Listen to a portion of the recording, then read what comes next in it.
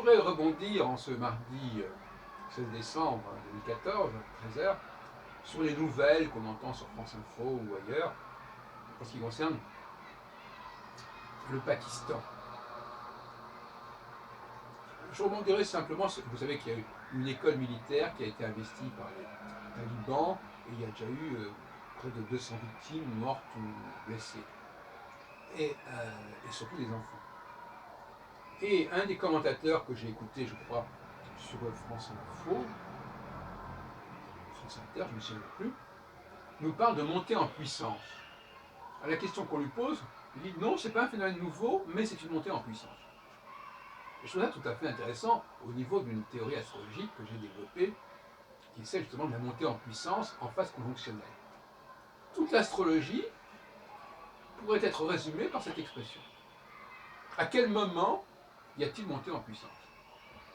C'est à quel moment on passe de velléité, de demi-mesure, de compromis, ce qui caractérise la phase disjonctionnelle, la phase initiale du cycle. Le cycle ne commençant pas à la conjonction, mais commençant à la disjonction.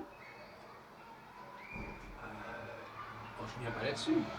Et effectivement, il y a un seuil où l'on bascule vers ce qu'avait appelé justement ce commentateur, qui n'a absolument pas lu mes travaux, vers une montée en puissance. Et il dit d'ailleurs lui-même, il dit, c'est pas nouveau, mais c'est une montée en puissance. Ben, c'est exactement comme ça que je définirais toute l'analyse que l'on peut faire en astrologie. À un moment donné, on peut dire, oui, bon d'accord, ça commence, mais voilà, il y a des velléités, il y a des tentatives, il y a des projets, des pratiques, mais ça reste un petit peu des demi-mesures. J'ai donné un exemple il y a quelques semaines assez choquant. En 1940, quand l'armistice est signé entre les Allemands et les Français, eh bien, on peut dire que c'est une demi-mesure. Il y a une ligne de démarcation. La France n'est pas anéantie. Elle garde ses colonies, etc., etc. Et puis, 1942, les choses s'aggravent. Il y a une montée en puissance. Disons que ça, c'est l'événement référentiel, l'élément matriciel dans mon esprit. Enfin, on peut en chercher des milliers. Enfin, c'est celui-là qui me paraît particulièrement percutant. Et, par conséquent, il faut s'attendre, bien évidemment, à ce qui s'est passé au Pakistan se produise dans de tas d'autres endroits. Puisque l'astrologie, c'est...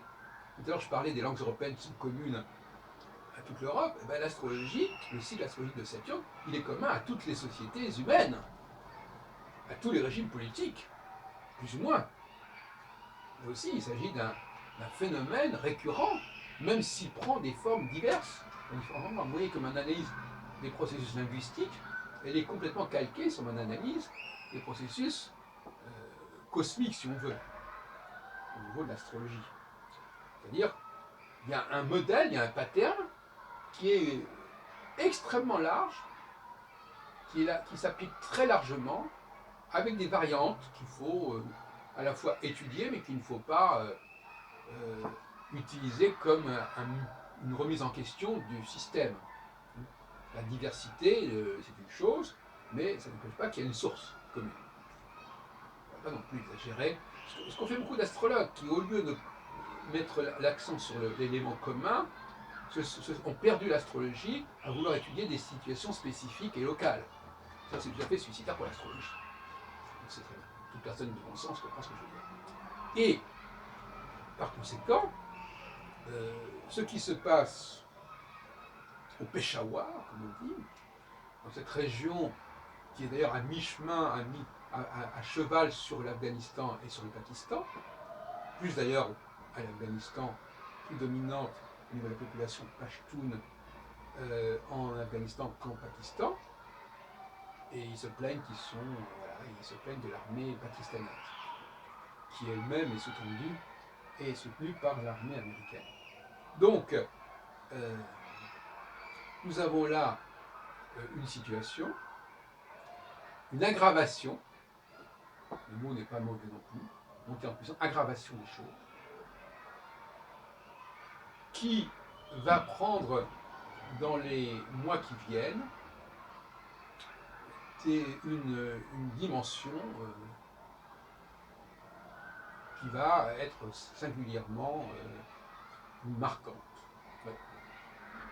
Que ce soit au niveau politique, que ce soit au niveau économique, que ce soit au niveau, je dirais même, du couple, au niveau de communauté, de toutes sortes, tout ce qui est en germe, tout ce qui est déjà là, mais qui restait en quelque sorte supportable et qui n'avait pas été jusqu'au bout de ce qu'il aurait pu donner, va prendre une dimension nouvelle.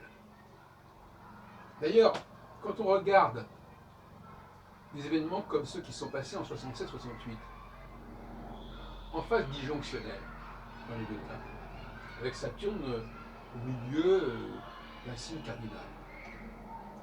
Qu'il s'agisse de la guerre des 6 jours, ou qu'il s'agisse de mai 68, ce moment, ce ne sont que des signes avant-coureurs. On ne sait pas encore ce que ça va donner. Il y a une victoire militaire, quels seront les lendemains? Il y a une manifestation gigantesque en France, quelles en seront les répercussions? Nous ne sommes pas là en phase d'aboutissement, mais nous sommes là en phase d'un nouveau cycle. On peut en discuter. Enfin voilà comment je présente les choses. Dans ce cas-là, il faut se demander quelle a été la phase suivante, où s'est produit la montée en puissance. Dans le cas de mai 68, on pourrait parler de la création du Parti socialiste en 71, 3 ans après, à Épinay, avec François Mitterrand, qui serait l'héritier, en quelque sorte, de ce phénomène, avec également la prédominance qui s'aggrave du Parti socialiste par rapport au Parti communiste. Mais il faudra encore 10 ans de plus à François Mitterrand pour arriver à la présidence de la République et avoir une alternance politique. Dans le cas de la guerre des 6 jours, je n'ai pas exactement les chiffres en tête, mais il est clair que ce qui aurait pu en rester à une forme de dissuasion, c'est-à-dire par exemple pour calmer les gens, les voisins d'Israël, a abouti finalement, de fil en aiguille, à une volonté de la part d'Israël de garder les territoires occupés, occupied territories. Et pour l'instant, on n'est plus en 67, hein, on est près d'un demi-siècle plus tard, et Israël est toujours dans ces territoires. On garde toujours le contrôle, plus ou moins. 50 ans ou 40, plutôt en 2015, 48 ans plus tard. Bon. Donc, on peut parler de montée en puissance. On peut parler notamment de la question de Jérusalem.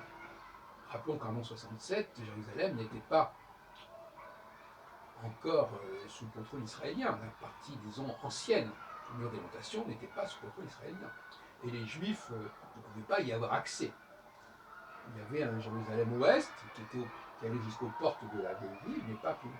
Et ça, c'était le résultat d'ailleurs des lunes de cessez-le-feu, enfin, je sais très bien, de 48, 49. Bon.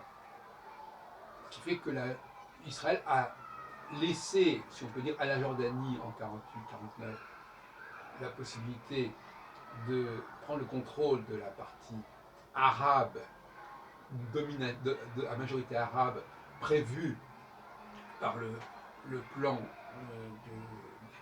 de 1947 voté par l'Assemblée générale des Nations Unies. N'oublions pas cela quand même. N'oublions pas qu'en en juin 67, les Jordaniens étaient à Jérusalem. Hein. Ils n'étaient pas de côté du Jourdain. Donc, ça veut dire qu'ils ont fait mine d'entrer dans Israël, pas en Cisjordanie. Ils y étaient déjà en Cisjordanie. Donc, quelque chose s'est produit de cette façon-là. Maintenant, on pourrait aussi penser à la guerre de Kippour, qui, elle, bon, enfin, moi j'essaye simplement ici d'expliquer une méthodologie, je ne vais pas entrer dans les détails. Il y a des exemples beaucoup plus frappants que cela, mais simplement pour montrer, et c'est valable pour l'avenir, actuellement nous sommes en période de fin d'année, donc il y a des prévisions qui sont faites pour l'année qui vient, et bien moi si je dois faire une prévision, je serai extrêmement précis et à la fois extrêmement vague. Je dirais qu'il y a une montée en puissance de tous les risques existants, de toutes les tensions existantes. On ne peut pas dire mieux. C'est très vague et en même temps c'est très précis.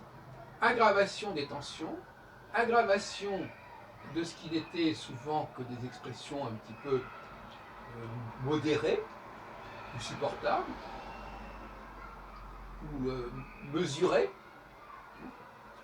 Et c'est exactement le diagnostic qu'on pouvait faire en 1940.